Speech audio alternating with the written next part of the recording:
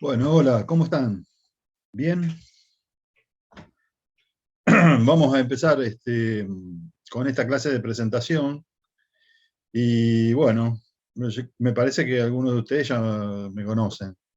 Hemos estado en en alguna otra materia, ¿no es cierto? En la historia argentina, pero posiblemente. Bueno,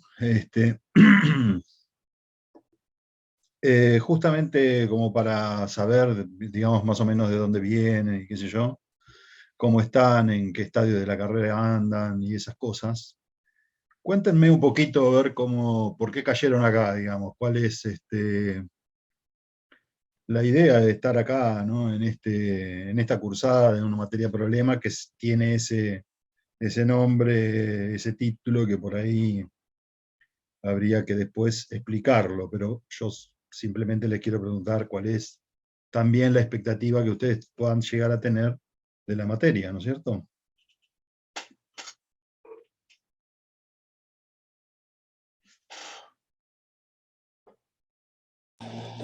Bueno, yo no cursé, o sea, cursé Historia Argentina 1 hace un año más o menos. Ahora Ujú. estoy cursando Argentina 3. Cursé en el primer cuatrimestre con Humar y también estoy cursando General 3 ahora. Y este cuatrimestre tenía ganas de elegir una materia problema y me estuve fijando de las argentinas y fue la que más me llamó la atención y me gustó. Y aparte me había gustado mucho el Argentina 1 también. Y nada, por eso. Buenísimo, Camilo. O sea que esta materia la vas a elegir como una materia optativa o de digamos, o la obligatoria de las argentinas. No, como una obligatoria de las argentinas. Obligatoria. Perfecto. Eso yo se los pregunto, pero de todos modos, después más adelante ustedes me lo van a ir aclarando, o cuando terminemos el cuatrimestre me lo aclaran bien, porque eso tiene que ver después con cómo pasamos las notas. Bueno, vamos con otro.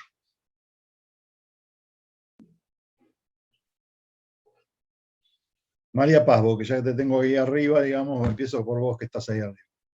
A ver en qué estadio, cómo vas. Buenas tardes, antes que nada. Eh, yo la cursé, Historia Argentina, le hice el cuatrimestre pasado, Ujú. tenía a Cowen en los teóricos y a Barcos en los prácticos. Es una materia que me gustó mucho. Creo que la historia argentina es como lo que más me gusta de la carrera y estas materias problemas que también, como dijo Camilo, estuve mirando las distintas materias que había y esta fue la que más me gustó. Creo que, o sea, mi expectativa es más que nada interiorizarme más en este periodo de la historia argentina y básicamente eso. Yo creo que la tomaría como optativa. Bien, perfecto. Vamos, Facundo. Bueno, hola, ¿cómo va? Yo cursé Argentina 1 con vos el año pasado, si mal no recuerdo, Mm. y nada, me llamó bastante la atención la materia que, por lo que estuve viendo, ¿no? También que combina, bueno, los conflictos que hubo acá con cierta parte también de teoría política que a mí me interesa bastante, y nada, es lo que me llevó a elegirla, y la voy a elegir como optativa porque ya hice otra materia problema de historia general. O sea que estás un poquito más avanzado en la carrera. ¿Estarás por el medio, por la mitad? No. Sí, estoy en tercero, Ujú. ya terminando tercero, es el último cuatrimestre de tercero. Bárbaro. Buenísimo. Evelyn. Bueno, primero que nada, hola a todos. Yo cursé Argentina el cuatri pasado, estuve en tus teóricos también. Y bueno, igual que la compañera y demás, me interesa mucho Argentina 1, me interesa este periodo en particular. Si bien no cursé ni Argentina 2 ni Argentina 3, nada, me gustó mucho la materia y bueno, también cuando vi la oferta de las materias problemas que había, me resultó interesante. Y, y bueno, por eso más que nada me anoté. No tengo mucha idea de en qué consiste la materia problema. Tengo entendido que es como un seminario, una cuestión así como una cuestión específica dentro de cada materia. Por ahí porque soy, no sé, de la cama de la pandemia, digamos, entonces como entré el año pasado, algunas cuestiones me han quedado ahí como en la duda, pero la voy a elegir como obligatoria también. Buenísimo. Sí, siempre vamos a estar a tiempo, van a estar a tiempo de cambiar, ¿no? Pueden decir, bueno, en lugar de hacerla como materia obligatoria, la hago como optativa. E incluso para hacerles una aclaración de entrada nomás, también esta materia se puede transformar, digamos, en un seminario. O sea, también se puede aprobar como seminario de Historia Argentina, en caso de que, digamos, para quienes quieran hacer la licenciatura, por ejemplo, y quieran incorporarlo como un seminario. De hecho, por ahí, cuando se van a sumar algunos más, y alguno de los que se sume lo va a hacer como seminario. Bueno, buenísimo, Evelyn. Sí, efectivamente, acá, digamos, precisamente estaba viendo, digamos, el listado, y, digamos, yo ya lo había visto, y por eso les preguntaba cuál era la expectativa y demás, porque precisamente acá, bueno, como Facundo, como Evelyn, digamos, Facundo fue una de las cohortes, digamos, de la pandemia, pero él había empezado antes. En cambio, Evelyn, vos tuviste que arrancaste con clases virtuales, ¿no es cierto? Y eso parece que no, pero nos pesa, ¿no? Es decir, tanto para bien como para mal nos puede pesar, nos puede traer algunas dificultades.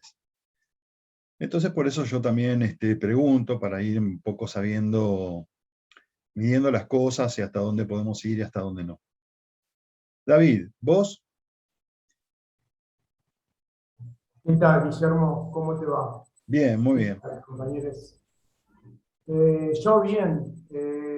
Mirá, yo tengo 24 materias aprobadas y estoy cursando las prácticas con la profesora Garriga y con Virginia Cuesta.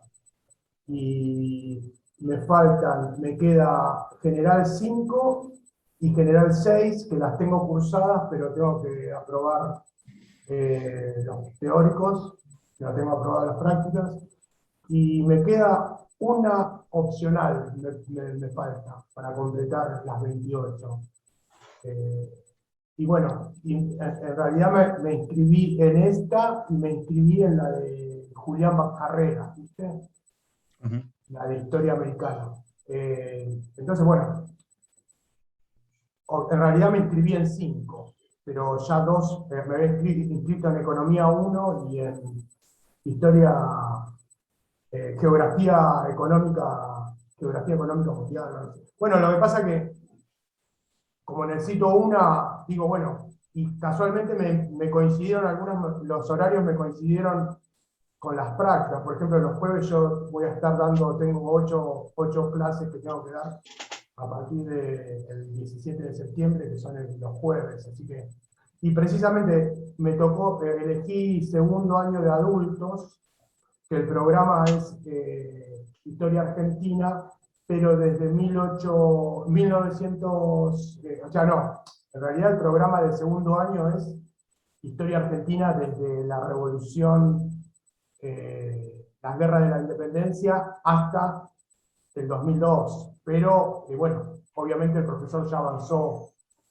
hasta la mitad del programa, entonces yo estoy diseñando clases, secuencias didácticas para 8 clases de Historia Argentina del siglo XX.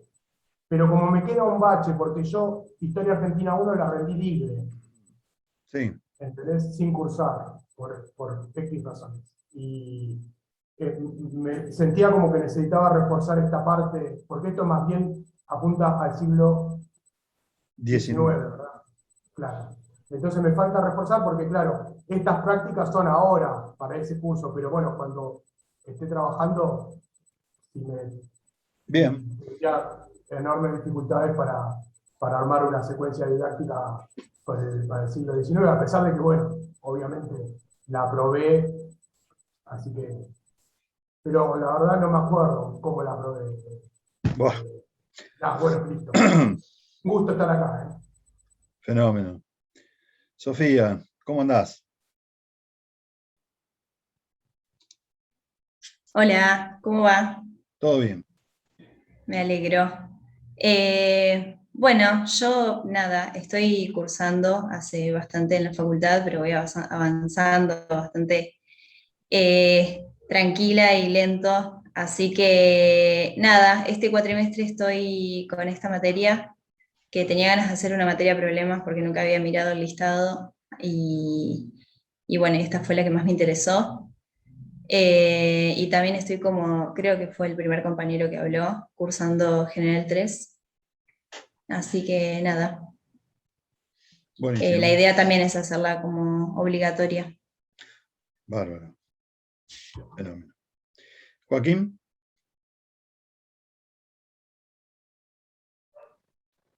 Bueno, buenas tardes, ¿cómo están? Entré un poquito tarde, pero bueno, por lo que veo se están presentando. Sí.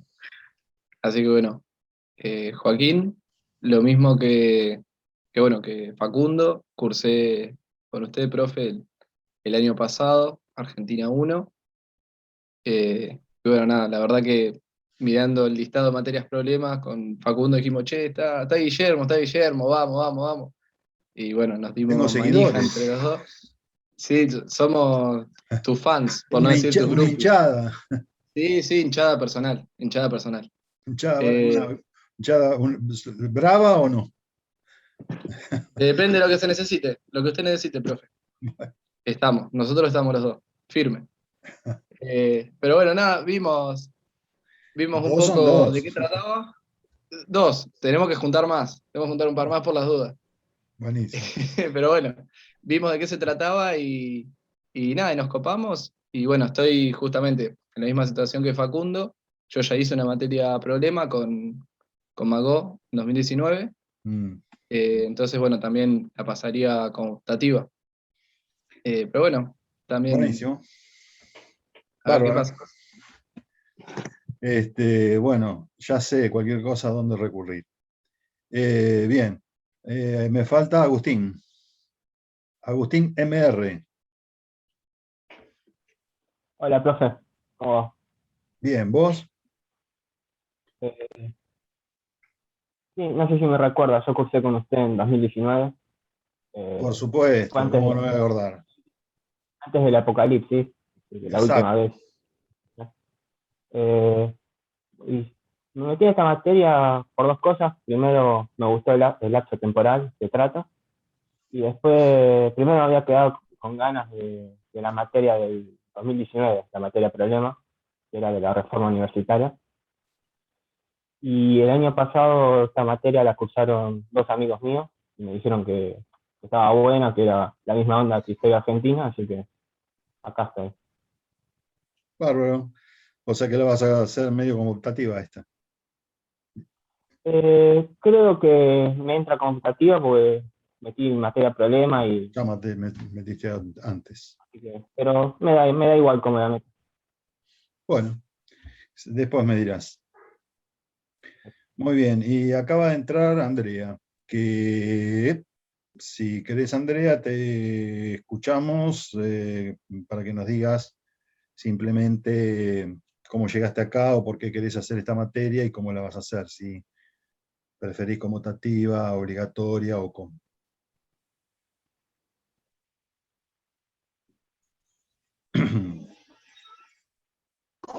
Hola, profe. Hola, ¿andás por ahí? ¿Estás Sí, estoy agitada? acá en el centro. Ajá. Recién salgo del trabajo. ¿Estás caminando? Sí. Buenísimo, entonces te dejamos tranquila, llega a un lugar y después conversamos. ¿Ok? Bueno, dale, disculpen. Respirá, respirá. Sí, bueno, dale. Bueno, muy bien.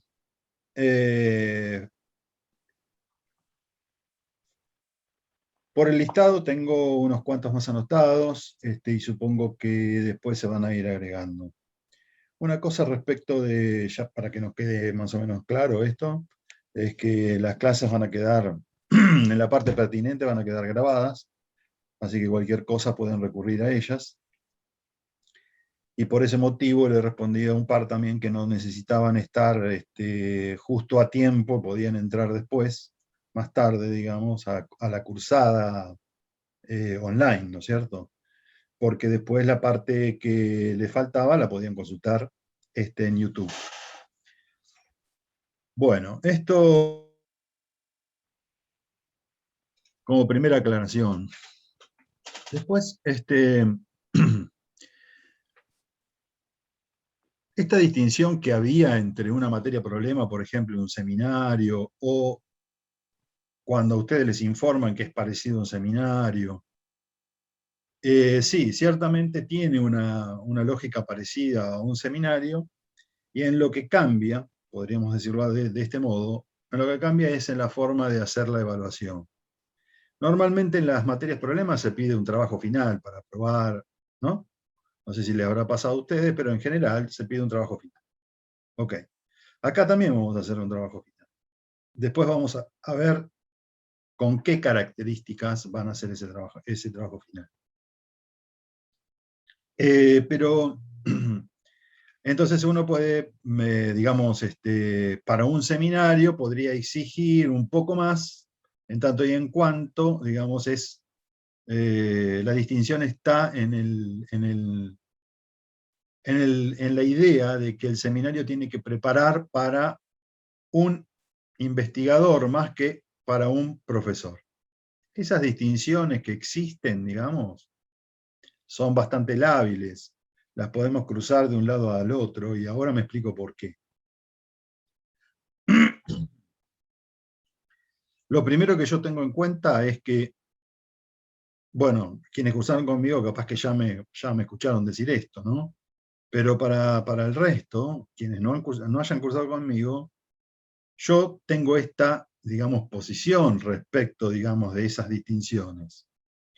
Y es que, digamos, estamos en la universidad, somos universitarios, y se supone que la universidad pública nos está dando, cuando cursamos, cuando transitamos sus aulas, un plus, y ese plus no está en todos los lugares. Quiero decir, por ejemplo, uno puede hacer una carrera en un instituto privado, en un instituto público, en un instituto provincial incluso, ¿no? Alejados incluso de los grandes centros, de las grandes ciudades, como La Plata, por ejemplo. Uno puede estar no sé, se me ocurre, ¿no?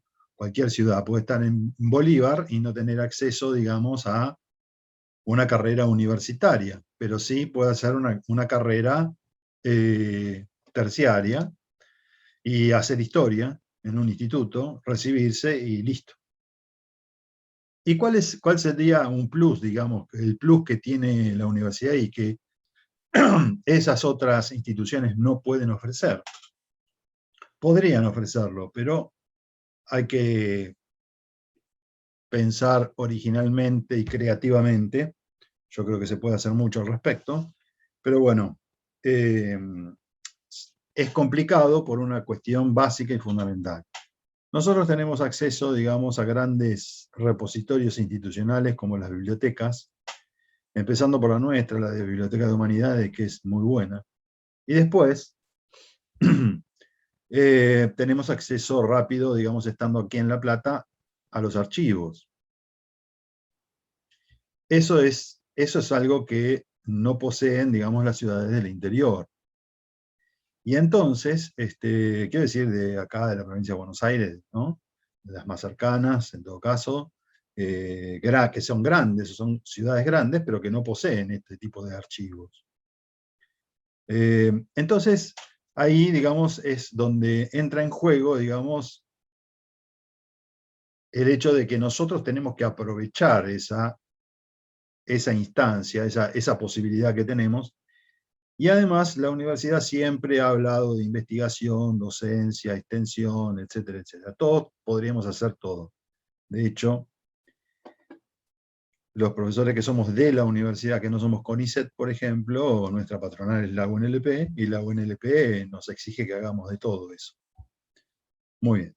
Entonces, yo creo que una materia problema que justamente tiene que enfocarse en una problemática particular, digamos, en un periodo y en una problemática específica, para decirlo de otro modo, tiene que hacer un recorte muy focalizado de nuestra disciplina, historia. En este caso ya está recortado porque es historia argentina, y luego viene el recorte más específico de la materia problema, ¿no es cierto? En este caso, esta que tiene ese título, ¿no es cierto? Razón, fe y civilización. Pero, desde mi punto de vista, no tenemos que hacer tan grandes esas distinciones entre lo que es la investigación por un lado y la docencia por el otro, ¿no? Existe esto, y uno puede ser un excelente profesor y no dedicarse a la investigación y viceversa, pero cuando nosotros estamos dentro de las aulas, tenemos que aprender un poco de todo para que se nos abra el horizonte. Y digamos, bueno, yo no me voy a dedicar a esto, me voy a dedicar a otra cosa, ¿me explico?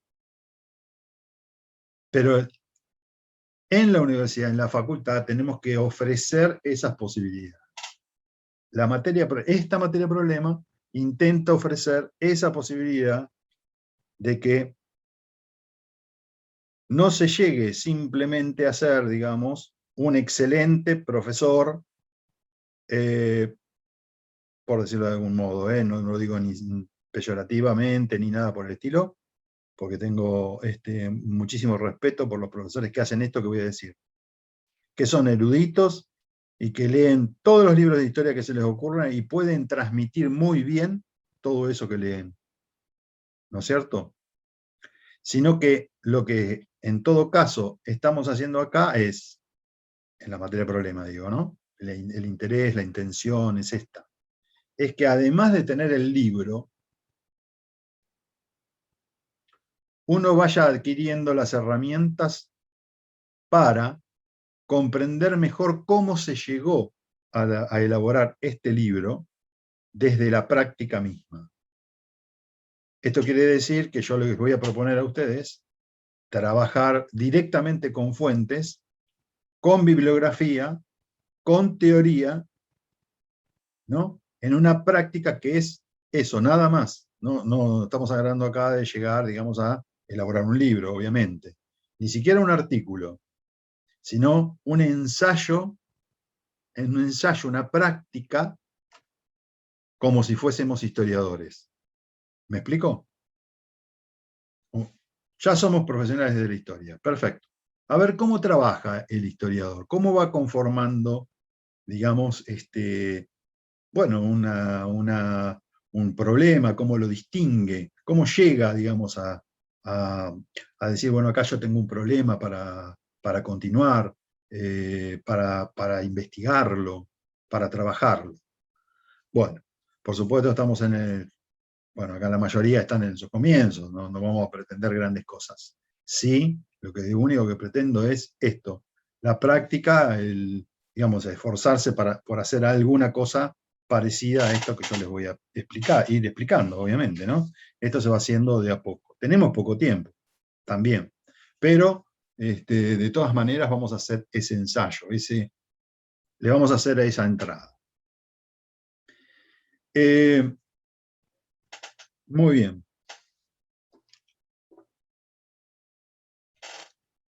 Eso es para aclarar así de modo general, digamos que si bien estas distinciones entre lo que es docencia e investigación existen, podemos ir por el lado de ver cómo se investiga, etcétera, etcétera, y esto también hace a la práctica del docente en el aula secundaria. Porque el profesor del secundario, que no está en la universidad en general, digamos que después pierde contacto con la facultad, lamentablemente, dirá, bueno, ahora me tengo que dedicar a, en todo caso, qué sé yo, no sé, repetir lo que dicen los libros. ¿Y por qué no algo más? Ese profesor que salió de la universidad y ahora está actuando, digamos, en el secundario, si tiene este plus, podrá transmitírselo mucho mejor a sus estudiantes. ¿Mm? Bueno. Para todo les voy a ir dando algunas herramientas para que se vayan acomodando, digamos, cada quien a estas cosas, ¿no? Fenómeno. ¿Tuvieron problemas para entrar? Vamos a las cuestiones prácticas. ¿Hasta acá alguna pregunta? Si es muy puntual.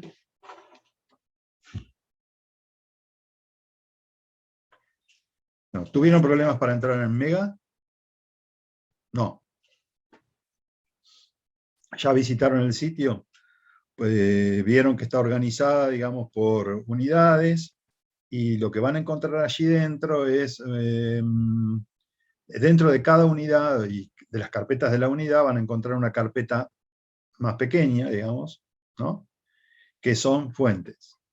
Tienen una carpeta de fuentes y una carpeta en donde, y en la misma carpeta general, digamos, la parte que sería más teórica. Llamémosle así para distinguirla. Pero vamos a ir trabajando con las dos, ¿no es cierto?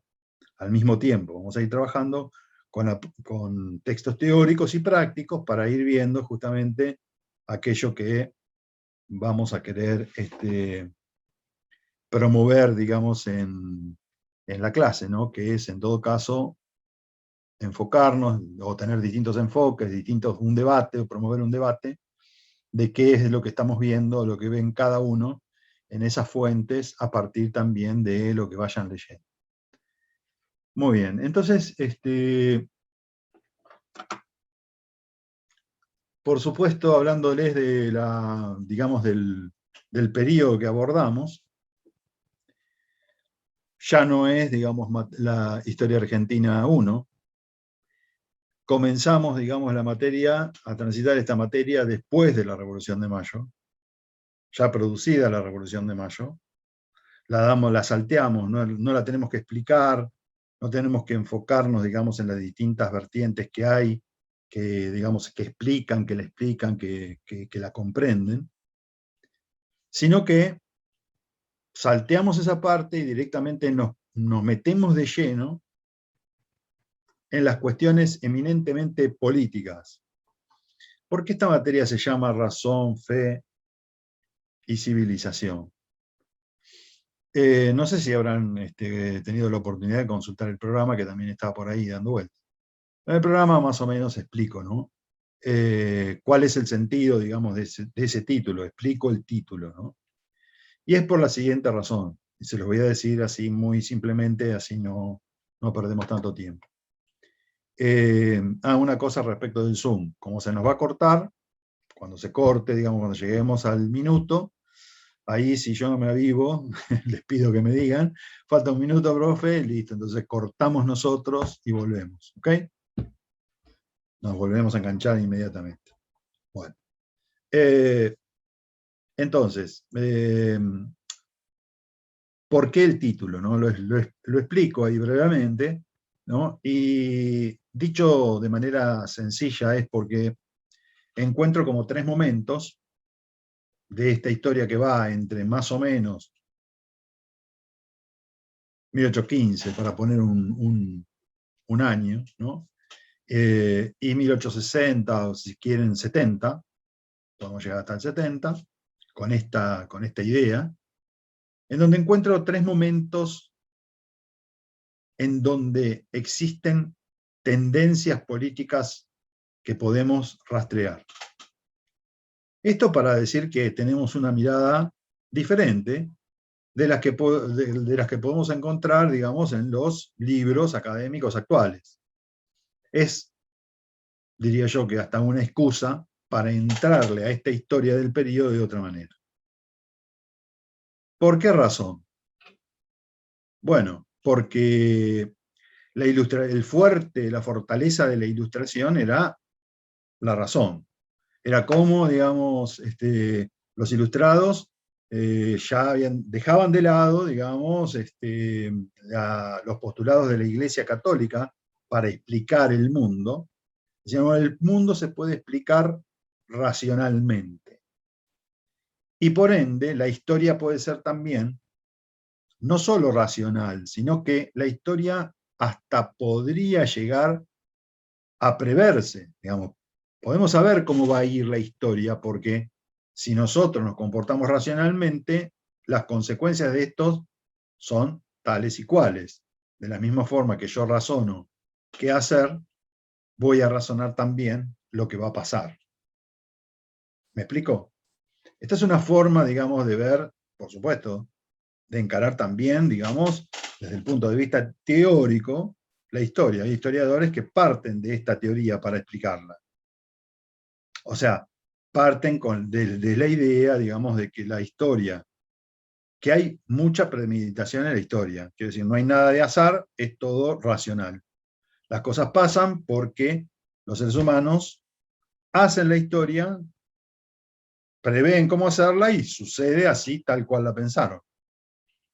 Yo no estoy tan seguro que sea así, pero bueno, ese es un enfoque, le estoy transmitiendo un enfoque. ¿Vos, David, quería preguntarme algo? Perdón. No, para nada. Entonces, hay un primer momento, en este periodo que nosotros exploramos, en donde encuentro esta tendencia, digamos, a explicar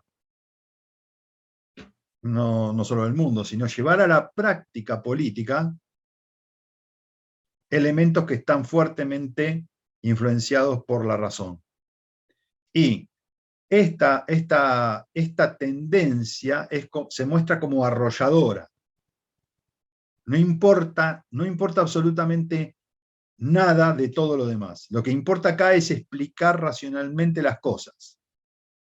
Y por ende, como esto es tan fuerte, digamos, el mundo de la política, que además hay que considerar, digamos, los hombres que emergen de la revolución están haciendo política en el sentido moderno del término por primera vez. ¿Me explico? Es decir, los criollos, por más que hayan sido una élite dirigente, que hayan estado allí, que hayan hecho la revolución, etcétera, etcétera, tienen mucho camino para recorrer en el plano, digamos, del hacer política, de la política práctica. Y ya lo vamos a ver, digamos, justamente en los documentos y en la literatura, que esto les pasa, digamos, a estos revolucionarios de Mayo y los que vienen después. Y entonces, cuando lleguemos a la década del 20, rápidamente, nos vamos a encontrar que, digamos, no solo en Buenos Aires, sino que en diferentes partes de lo que era el Río de la Plata, y esto es algo que quiero que tomen en cuenta porque, bueno, quienes ya cursaron conmigo saben que, digamos, tengo un enfoque, digamos, que no es centralista, ¿no? Es decir, desde mi punto de vista tenemos que ver el conjunto. No podemos ver Catamarca solo, así como tampoco podemos ver Buenos Aires solo. Vemos Buenos Aires con más énfasis porque estamos acá, porque estamos incluso en La Plata, y entonces, bueno, nos pega más de cerca todo el Río de la Plata, más cercano. Pero el Río de la Plata era el virreinato del Río de la Plata, ¿me explico? El virreinato era también Bolivia. Entonces, quiero decir que tenemos que ver el conjunto, tenemos que ver el todo para ver qué pasaba, digamos, en estos años, los años 20, ¿no? En donde se aplican una serie de reformas que, como ustedes conocen, se ha denominado la feliz experiencia, o la feliz experiencia rivadaviana, en el caso de Buenos Aires, y en todo caso nos podremos preguntar si hubo felices experiencias en otros lugares. ¿Me explico? Que las hubo también. Y además, que tampoco el Río de la Plata, digamos, era una cosa única. El enfoque mío es, nunca nos tenemos que olvidar que estamos en un ámbito mucho más grande que era Hispanoamérica. Por no decir el mundo, pero estamos en Hispanoamérica. No lo podemos ver, digamos, a esto separado. No podemos tener una mentalidad provinciana. ¿Sí? ¿Por qué no tenemos que tener esa mentalidad provinciana? Porque si no, no entendemos los procesos más amplios, incluso los más locales, porque pensamos que solo a nosotros nos están pasando las cosas, y esto no es así. Por eso, digamos, justamente a 200 años de las reformas rivadavianas, estamos en 1821, estamos en el 2021, toda esa literatura, toda una literatura, una bibliografía, una historiografía más tradicional que hablaba, digamos, de esta experiencia como única, prácticamente, bueno, debe ser desechada, ¿correcto? Por lo menos no desechada de plano por lo que digan, sino por el enfoque, ¿me explico?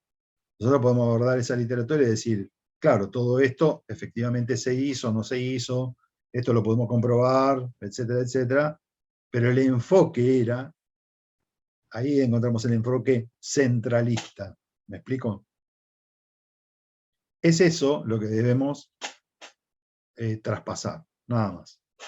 Entonces, ¿por qué entonces fe? Si estamos, digamos, si esta tendencia la encontramos en esos años, ¿hasta dónde llega más o menos? Y bueno, yo lo ubico más o menos hasta alrededor de los años 30, en donde comienza a primar este asunto de la fe. Entonces, ¿qué voy a encontrar, digamos, en la etapa siguiente, por llamarle de alguna manera etapa, ¿no? Que hay una tendencia muy fuerte, digamos, a retomar a la fe, a la religión, como modo de explicar, no solo de explicar la realidad, sino también de pensarla. Es decir, bueno, pensemos la organización de estas unidades políticas, como la nuestra, dirán los hombres de entonces. Algunos, no todos. Retomando las ideas religiosas, retomando el dogma de fe de la Iglesia Católica, que por supuesto era la predominante. ¿Me explico? Entonces, ahí es donde me gustaría ver, digamos, hasta qué punto, digamos, estos políticos asumen esas posiciones y las llevan a la práctica, que no es uniforme. Algunos dirán, bueno, habrá que aplicar el dogma católico, y otros tomarán la fe por otro lado. Estos son los matices que vamos a ir encontrando, ¿no? En los modos de explicarse la realidad de entonces, de esos hombres que pudieron ser gobernantes, mandatarios, funcionarios, artistas, etc. Nosotros vamos a explorar bastante más, digamos, a los hombres que estaban, digamos, en el poder. Pero podríamos ir también por otro lugar, ¿no? Bien. Y finalmente, digamos, este asunto de la civilización, porque la civilización, cuando venga digamos, el discurso civilizatorio, terminará con los dos anteriores. Y se llevará, por decirlo así, se llevará puesto, digamos, a los dos anteriores, incluyéndolos, que es tal vez la forma más sutil, digamos, de ir dejándolos de lado. Muy bien, ese es más o menos, en general, digamos, lo que yo podía leer entre líneas de los discursos que vamos a explorar, que vamos a indagar.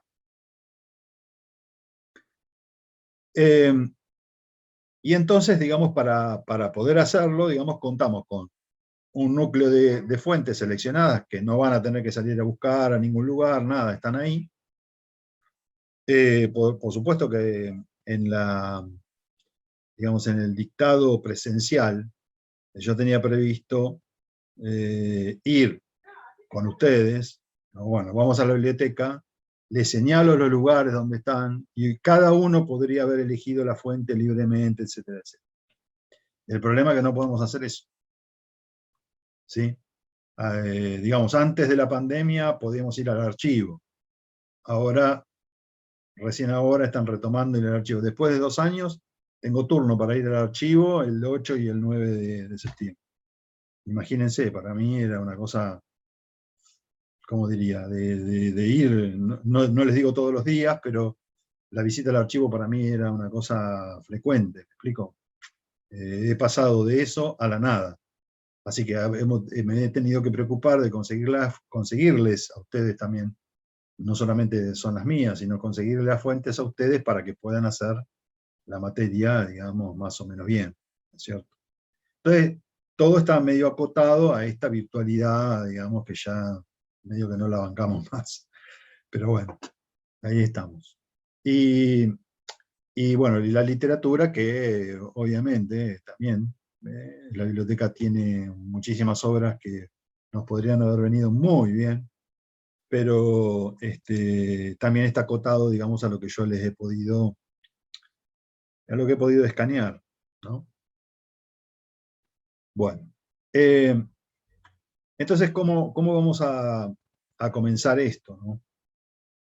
Lo primero que yo quisiera señalarles es a consultar. Bueno, yo ya les estoy adelantando que para la próxima clase van a tener que tomar la decisión, vayan viéndolo, así después me lo dicen, entre la lectura de Nicolás Maquiavelo,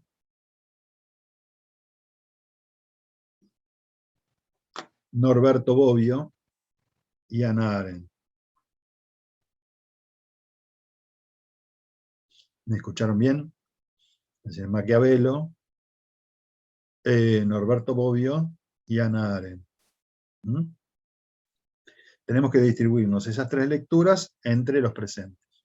¿Ok? Y cada uno se va a ser responsable, digamos, de, bueno, decirnos en la charla que tengamos, digamos, esto tiene que ser medio charlado, ¿no? Bueno, 4 o 5 líneas de lo que leyó, ¿sí?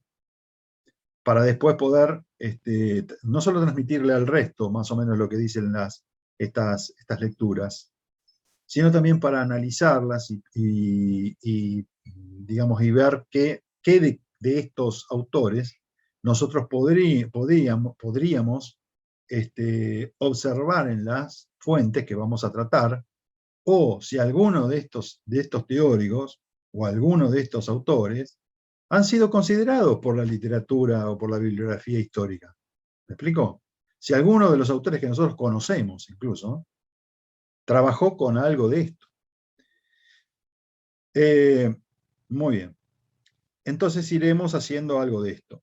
Y sí, ya está listo, le damos a Joaquín Hannah Arendt. Bien, ahora después decimos algo de estos autores, si ustedes quieren, para conocerlos un poquitito, para saber algo más de qué contienen, digamos, estos documentos que están ahí dentro, ¿no?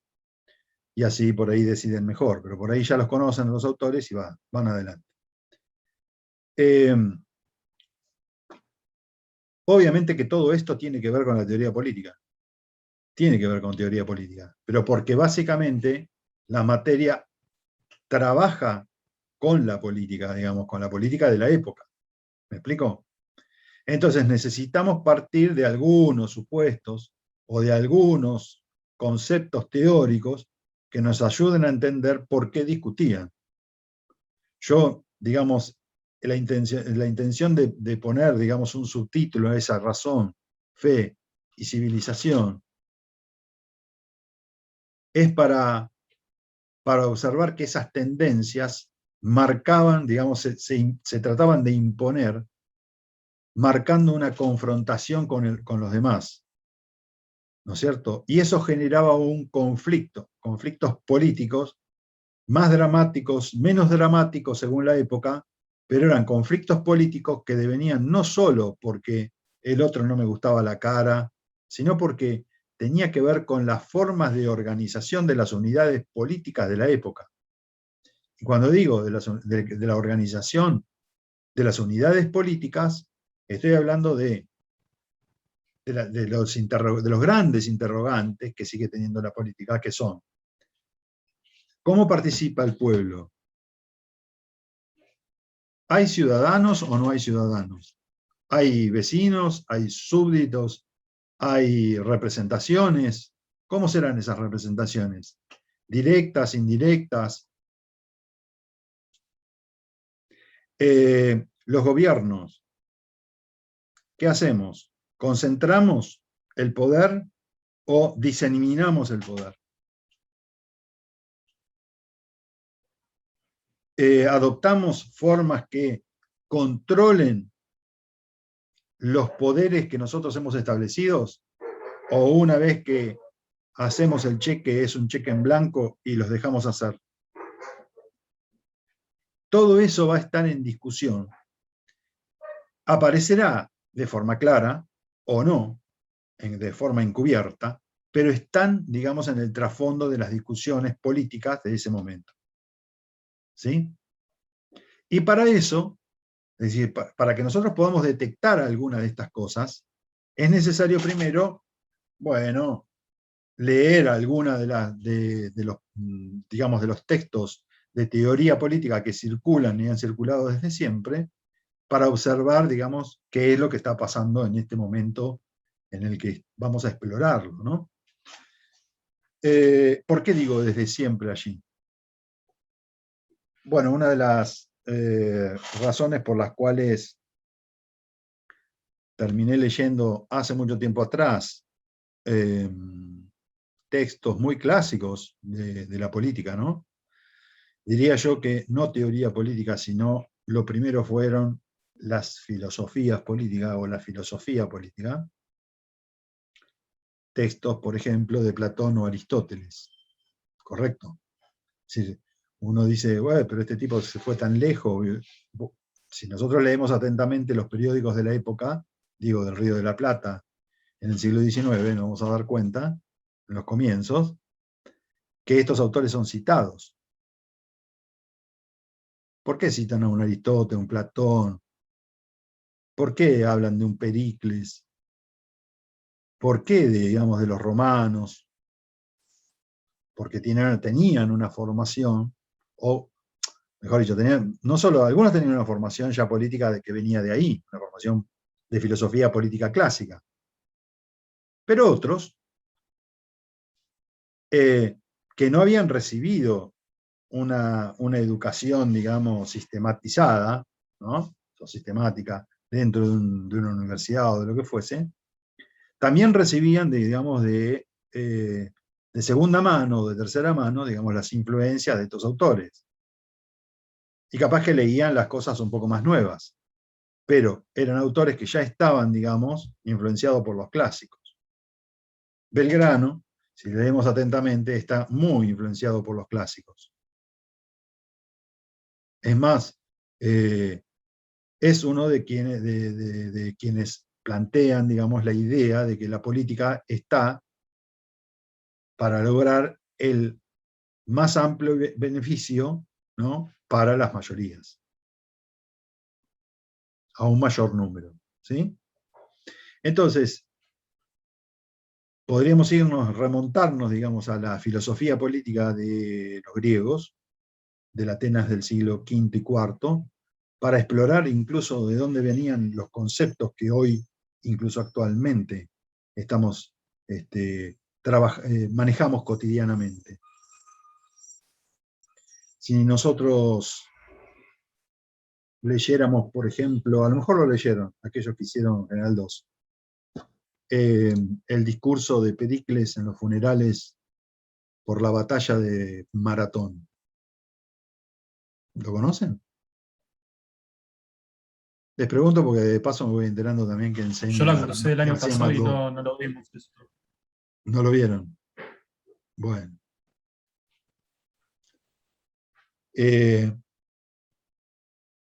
Si yo diera, por ejemplo, Grecia, daría eso, ¿no? Es decir, eso para mí sería insoslayable. ¿Por qué es insoslayable? Bueno, porque en esos funerales, Pericles, que fue uno de los, ahora no me acuerdo cómo era el cargo que tenían estos tipos, hace tanto que estudié esa materia, pero bueno, era como una especie de general, ¿no? Cuando termina esa batalla de Maratón, que fue tremenda, donde murieron miles de griegos, miles de atenienses, mejor dicho, Pericles hace unos funerales, ¿no? Y se dirige al pueblo, se dirige, digamos, al conjunto, está ahí adelante y dice, bueno, el discurso es de un político moderno, diría yo que es el primer político moderno, es un discurso político ejemplar. ¿Qué hace Pericles? Razón por la cual se lo va a considerar finalmente como un demagogo. Se planta ahí adelante de todo el mundo y dice, bueno,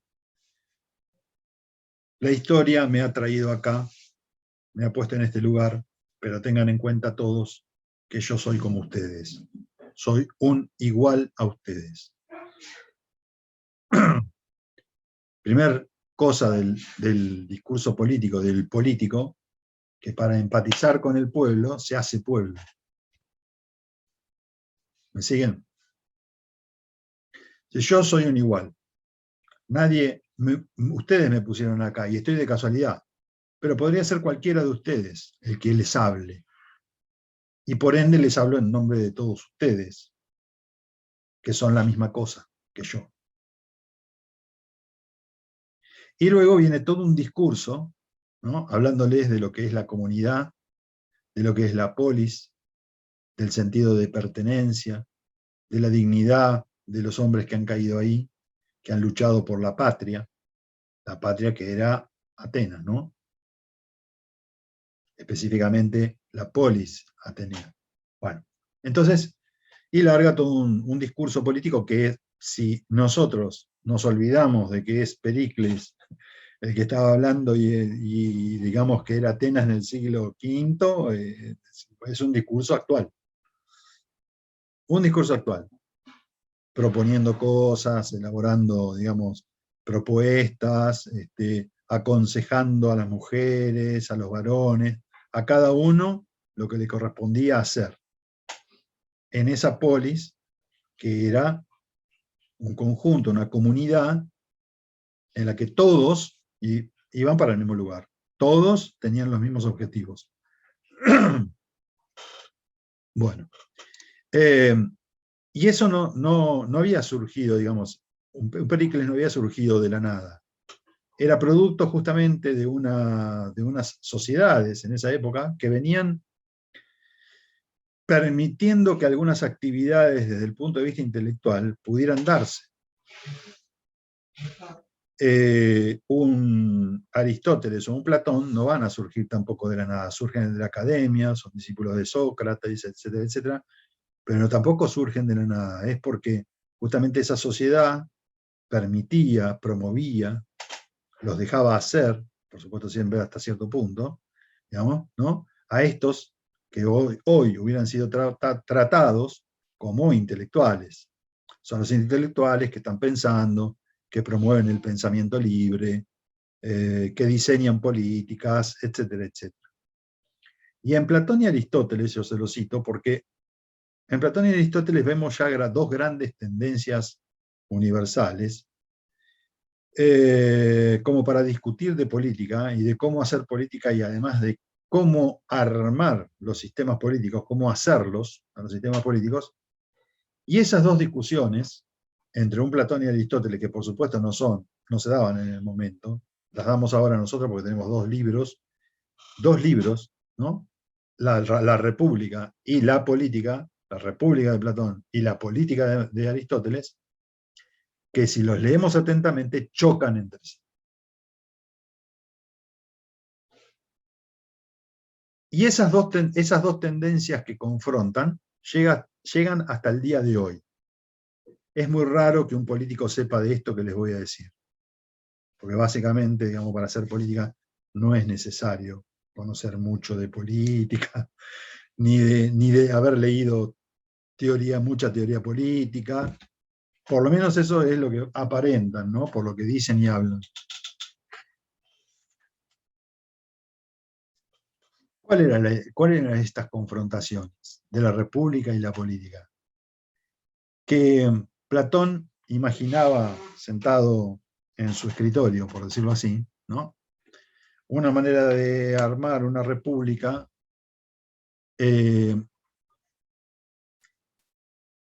basada en un cuerpo de funcionarios muy profesionales a los que se debían controlar de manera sistemática para que llegaran a ser el mandatario ideal.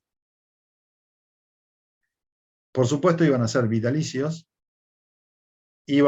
porque iban a alcanzar ese ideal. Siempre, por supuesto, estos pensadores piensan, digamos, el armado de las unidades políticas, el hacer política, etc., siempre de manera, por supuesto, ideal, o sea, como aspiración. Después hay que llegar a esto, ¿no? Pero esa república platónica terminaba siendo muy autoritaria, en el sentido de que no solo el mandatario iba a ser controlado de por vida, y se les iban a sacar las grandes tentaciones, por decirlo así, ¿no?, que tiene cualquier individuo, como por ejemplo el hecho de brindarle todos los servicios, digamos, que viva bien, etcétera, etcétera, pero no darle dinero, que no manejara dinero, que no tuviera mujeres, que obviamente las cosas de la época, ¿no? De las aspiraciones que tenía, por ejemplo, ahí algún noble. Pero todo ese cuerpo, además de estar muy controlado, y como les dije, eran vitalicios, iban a terminar siendo vitalicios, eran los únicos con capacidad para tomar las decisiones de una república. Se volvía una república autoritaria, una república de muy pocos. ¿Me explico? En donde casi diría que era una república muy elitista, ¿cierto? Diríamos hoy. A la cabeza, era una oligarquía. A la cabeza estaban este cuerpo de mandatarios formados profesionales para gobernar, ¿no? Y después venía el pueblo que tenía que seguir los dictados de esta camarilla, ¿no?, que los gobernaba. ¿Por qué? Porque Platón le tenía miedo al tumulto, le tenía miedo justamente, ¿no?, a lo que también en gran medida Aristóteles va a tener miedo, que es la democracia. ¿Por qué Aristóteles le tenía miedo a la democracia? Porque posiblemente la democracia, él decía, podía caer en la demagogia, y la demagogia era nefasta para los sistemas políticos del momento. Y es el primero, Aristóteles, que reconoce las tres formas, digamos, de organización política que nos seguirán acompañando hasta el presente con todas sus deformaciones, ¿no? La monarquía, la aristocracia y la democracia. Aristóteles, como buen, digamos, pensador de la época, pensaba que lo mejor finalmente era la aristocracia. Pero tenía una falla, podía caer precisamente en la oligarquía, porque la aristocracia es el gobierno de los mejores, y la oligarquía es el gobierno de los ricos. La democracia era preferible, nos decía así, en algunos momentos, pero, ¿por qué? Porque es el gobierno de los pueblos. Es el gobierno del pueblo. Así, muy interesante, decía Aristóteles. Pero lo que se ve en la realidad es que se cae en la demagogia. Y ahí es la desorganización, la anarquía, etcétera, etcétera. Y la monarquía, si bien era un gobierno de uno solo, el problema era que se podía transformar, como en el caso de Esparta, en una tiranía, ¿no? Y entonces él prefería ir por dónde. Racionalmente no iba, digamos, al papel, no lo pensaba de manera ideal, iba a la práctica y decía, acá hay formas ideales de gobernarse. Exacto, hay formas ideales de gobierno, pero yo me tengo que quedar con en la práctica, me tengo que quedar con la que da mejores resultados. Por supuesto, para él era la aristocracia, no sé si es así, pero quiero decir que eso era lo que veía él. ¿Me explico? Entonces, ahí tenemos dos grandes tendencias, que es la primera, suponer que se puede hacer hombres para, y la otra, que maneja, digamos, va por el andalivel de la realidad, que dice, tengo que adecuar el sistema político o la formación de las unidades políticas de manera práctica. ¿Me explico? Esas son dos como tendencias, ¿no?, que nos acompañan hasta el día de hoy. Lo de Pericles se lo mencioné sencillamente porque es una forma de mostrar, digamos, cómo ahí Pericles es un político de su época, ahí vemos actuar a un político, no la política, sino al político.